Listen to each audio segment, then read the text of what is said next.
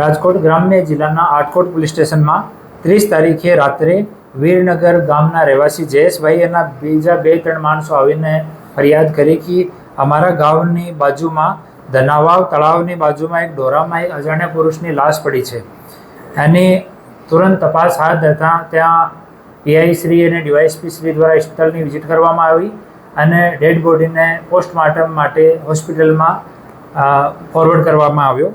એના પછી આજુબાજુ તપાસ કરતાં કે કોની બોડી થઈ શકે તો સેમ 30 તારીખે જ રાજકોટ ગ્રામ્ય જિલ્લાના જસદણ પોલીસ સ્ટેશન વિસ્તારમાં એક ગુમ દાખલ થયેલી હતી. જો ગુમ લાલજીભાઈ ધીરુભાઈ મકવાણા જો કાળાસર ગામના રહેવાસી છે એની ગુમ દાખલ થઈ હતી. તો એના પરિવારજનો સાથે સંપર્ક કરવામાં આવ્યો અને એના ભાઈ ધર્મેશભાઈ કન્ફર્મ કર્યો કે આ ડેડ બોડી અમારા ભાઈ લાલજીભાઈની છે, જો જેસીબી ચલાવવાનું કામ કરે છે. એના પછી એના મરણ જનારનો CDR અને લોકેશન એ તમામ જોતાં ખબર પડી કે 3 આરોપીઓ, એક અલકુભાઈ અમરુભાઈ જેબલિયા ઓ ચિતલિયા ગામ જસદણનો રહેવાસી છે, અજયભાઈ મંગળુભાઈ ભોજક ઓ વીરનગર જસદણનો રહેવાસી છે અને ત્રીજો સિદ્ધરાજભાઈ અલકુભાઈ ગીડા ઓ જસદણનો રહેવાસી છે ગોપતાળા ગામનો. તો 3 આરોપીઓની LCBની ટીમ દ્વારા અને Atkot police station Jasdan police સ્ટેશનની ટીમ દ્વારા ધરપકડ કરવામાં આવી અને પછી આરોપીઓની આરંભિક પૂછતાછમાં આરોપીઓ જો સ્ટોરી જાણવા મળી કે આ આરોપી જો છે અલકુભાઈ અમરુભાઈ જેબલિયા આ આશરે 1 વર્ષ પહેલાં મરણ જનાર પાસેથી એક ઇકો ગાડી 1,40,000 રૂપિયામાં લીધી. એના બદલામાં 90,000 રૂપિયા ચૂકવી દીધા અને ગાડી લઈ લીધી.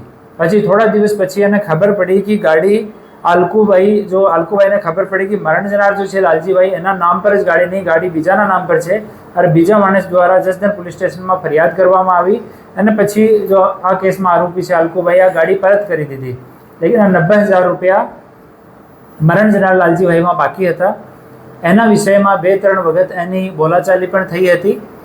પછી 29 તારીખે બંને આરોપી અલકુભાઈ અને અજયભાઈ બંને મરણ જનારના ઘરની સામે સવારમાં 4 વાગ્યાથી વોચ ગોઠવાઈ હતી અને જ્યારે 7 વાગ્યાની આજુબાજુ મરણ જનાર ઘરથી નીકળ્યો ત્યારે તેની મોટરસાઇકલને ધક્કો મારીને તેને ઉપાડીને વીરનગર ગામની બાજુમાં અજયની જો વાડી છે ત્યાં લઈ ગયા.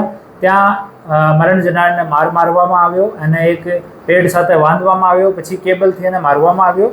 એના પછી સિદ્ધરાજ અલકુભાઈ ગીડાને આજે ફોન કર્યો કે તમે મરણ જનારને ઘરે જાઓ અને મરણ જનારની વાઈફ તમને પૈસા આપશે. તો ત્યાંથી સિદ્ધરાજે 20,000 રૂપિયા લીધા અને પછી એ 3 ત્યાં અજયની વાડીમાં ગયા અને પછી આરોપીને ત્યાંથી છોડવામાં આવ્યો, પણ આરોપી ત્યાં બેહોશ થઈ ગયો અને થોડી વાર પછી એની ડેથ થઈ ગઈ. જ્યારે આરોપીની ડેથ થઈ ત્યારે અજય એક લગ્ન પ્રસંગમાં હતો અને અલકુ અને સિદ્ધરાજ ત્યાં જ હતા. પછી અલકુ દ્વારા અજયને ફોન કરવામાં આવ્યો કે એની ડેથ થઈ ગઈ લાલજીભાઈની.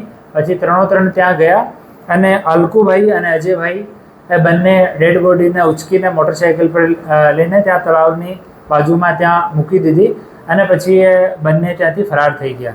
ત્યાંથી સિદ્ધરાજ નીકળીને પોતાના ઘરે જતો રહ્યો અને LCBની ટીમ અને આટકોટ પોલીસ સ્ટેશનની જસદણની ટીમ બહુ સારું કામ કર્યો અને 3 આરોપીને ઝડપી પાડ્યા અને હવે પોસ્ટમોર્ટમ બોડીનો થઈ ગયો અને FSLમાં જો વસ્તુ અમને પોસ્ટમોર્ટમ દરમિયાન મળી છે, ઘટના સ્થળ પરથી મળી છે અને FSLમાં મોકલવાની તૈયારી છે અને બાકી તમામ વિષયો ઉપર ઇન્વેસ્ટિગેશન ચાલુ છે. સર, અન્ય કોઈ આરોપી આમાં કોઈ ને આમાં 3 જ આરોપી છે અને 3 આરોપીની ધરપકડ થઈ ગઈ છે અને અમુક ગામડાના બી જ્યાં CCTV અવેલેબલ છે ત્યાંથી અમે CCTV પણ લીધા છે, એનું પણ એનાલિસિસ ચાલુ છે. નહીં, વ્યાજનો વાત નહોતી, એ 90,000 રૂપિયાનો મેટર હતો કે 90,000 રૂપિયા મરણ જનારમાં હતા. પહેલાં જ્યારે ઇકો ગાડી ખરીદવામાં આવી આરોપી દ્વારા તો ઇકો ગાડી પરત કરી દીધી કેમ કે આ ઇકો ગાડી બીજાના નામ પર હતી અને 90,000 રૂપિયા મરણ જનાર ન આપ્યા હતા. એના લીધે અને 2-3 વખત બોલાચાલી પણ થયેલી હતી.